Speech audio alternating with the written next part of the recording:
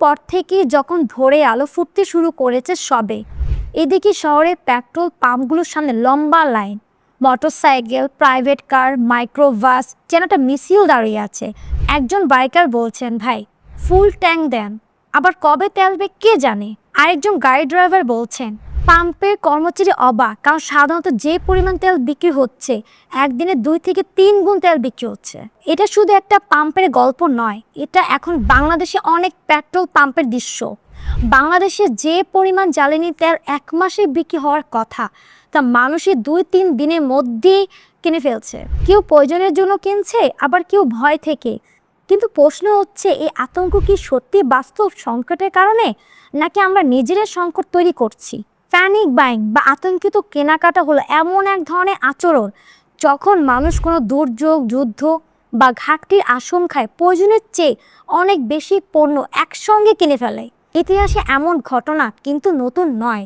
মনে আছে 2020 সালে করোনা মহামারীর সময় আমেরিকায় হঠাৎ সবাই টয়লেট টিস্যু কিনতে শুরু করেছিল। দোকানের তাক খালি হয়ে গিয়েছিল। বাংলাদেশেও তখন একই দৃশ্য দেখা গিয়েছিল। মানুষ হ্যান্ড স্যানিটাইজার, জীবাণুনাশক, মাস্ক যা পাচ্ছিল তাই কিনে জমা করছিল। কেউ কেউ কয়েক মাসের জিনিসপত্র একসঙ্গে কিনে ফেলেছিল। ফলাফল কি হয়েছিল?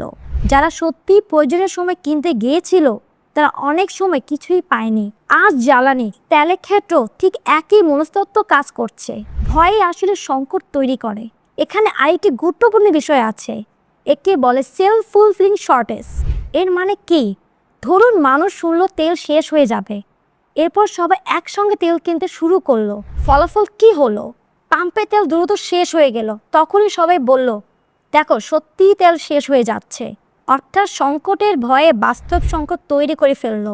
যে সমস্যা হয়তো এত বড় ছিল না, তা আতঙ্কের কারণে বড় হয়ে দেখা গেল।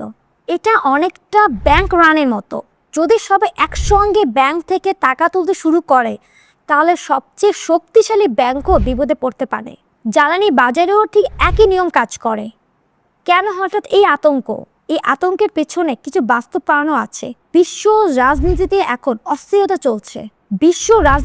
অস্থিরতা চলছে। বিশেষ করে মধ্যপ্রাচ্যে উত্তেজনা বাড়লে বিশ্ব জ্বালানি বাজারে প্রভাব পড়া স্বাভাবিক। কারণ পৃথিবীর বড় অংশের তেল এই অঞ্চলেই থেকে আসে। বাংলাদেশও জ্বালানি তেলের ক্ষেত্রে আমদানি নির্ভর।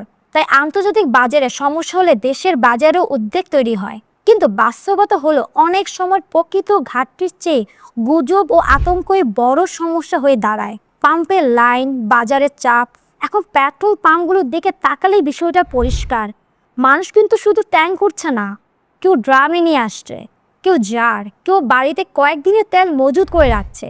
ফলে বাজারে হঠাৎ চাহিদা কয়েক গুণ বেড়ে যাচ্ছে। এতে 3টি সমস্যা তৈরি হয়। প্রথমত, পাম্পগুলো দ্রুত খালি হয়ে যায়। দ্বিতীয়ত, প্রকৃত প্রয়োজনীয় খাত যেমন গণপরিবহন বা কৃষি সমস্যায় পড়ে। তৃতীয়ত, কালো বাজারে ও দাম বাড়ার ঝুঁকি তৈরি হয়। অর্থাৎ আতঙ্কের কারণে পুরো সরবরাহ ব্যবস্থার উপরে চাপ পড়ে। এই পরিস্থিতি মোকাবেলায় সরকার কিছু পদক্ষেপ নিয়েছে। পাম্পে খোলা ড্রামে বা কন্টেনারে তেল বিক্রি বন্ধ করার নির্দেশ দেওয়া হয়েছে। অনেক জায়গায় ব্যক্তিগত গাড়ির জন্য সীমা নির্ধারণ করে দেওয়া হয়েছে। কৃষি ও জরুরি সেবাকে অগ্রাধিকার দিয়ে সরবরাহ নিশ্চিত করার চেষ্টা চলছে। একই সময় দেশের ভিতরে যখন পাম্পে লাইন বাড়ছে, তখন ঢাকার আরেকটি দৃশ্য একেবারেই আলাদা। মন্ত্রণালয় কক্ষগুলোতে রাত জেগে চলছে ফোন কল, বৈঠক আর হিসাব নিকাশ। সরকার শুধু পাম্পের লাইনের দিকে তাকিয়ে নেই, আন্তর্জাতিক দরজাগুলো একের পর এক খুলতে চেষ্টা করছে। কখনো যুক্তরাষ্ট্রের জ্বালানি কোম্পানির সঙ্গে আলোচনা, কখনো ভারতের সঙ্গে পাইপলাইনের মাধ্যমে অতিরিক্ত ডিজেল আনার সমন্বয়, আবার কখনো মধ্যপ্রাচ্যের পূর্ণ অংশীদার সৌদি আরব, সংযুক্ত আরব আমিরাত কিংবা কাতারের সঙ্গে সরবরাহ নিশ্চিত করার কথা বলছে। প্রয়োজনে সিঙ্গাপুর, মালয়েশিয়া কিংবা ইন্দোনেশিয়ার বাজার থেকেও তেল আনার পথ খোলা রাখতে চাইছে সরকার। অর্থাৎ পেট্রোল পাম্পের লাইনের বাইরে আরেকটি নীরব যুদ্ধ বা চেষ্টা চলছে। জ্বালানির সরবরাহ যেন থেমে না যায়, দেশের চাকা যেন বন্ধ হয়ে না যায়। কিন্তু সবচেয়ে বড় দায়িত্ব আসলে কার? সত্যি বলতে এই সংকট মোকাবেলায় সবচেয়ে বড় দায়িত্ব শুধু সরকারের নয়, কিন্তু এটা নাগরিকদেরও দায়িত্ব। কারণ যদি সবাই প্রয়োজনের বাইরে তেল কিনতে শুরু করে, তাহলে কোনো মজুদি যথেষ্ট হবে না দেশের জন্য। আর যদি সবাই সংযমী হয় তাহলে সীমিত সরবরাহ অনেক দিন চলতে পারে।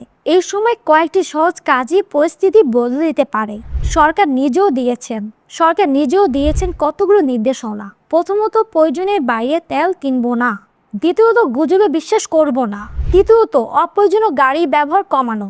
এতে শুধু দেশের জ্বালানি মজুদি সুরক্ষিত থাকবে না, আপনার নিজে খরচও কমবে। সংকটের সময় মানুষের আচরণের সবচেয়ে বড় ফ্যাক্টর হয়ে দাঁড়ায়। আতঙ্ক ছড়ালে বাজার অস্থির হয়, কিন্তু দায়িত্বশীলতা দেখালে পরিস্থিতি স্থিতিশীল থাকে। কখনো কখনো সমস্যাটা তেলের ঘাটতি নয়, জ্বালানি সংকটের এই সময় আমাদের মনে রাখতে হবে কখনো কখনো সমস্যাটা তেলের ঘাটতি নয়, সমস্যাটা আতঙ্কে। তাই প্রশ্নটা আমাদের সবার জন্য, আমরা কি সত্যি সংকটের মুখোমুখি নাকি আমরা নিজেরাই সেই সংকট তৈরি করছি?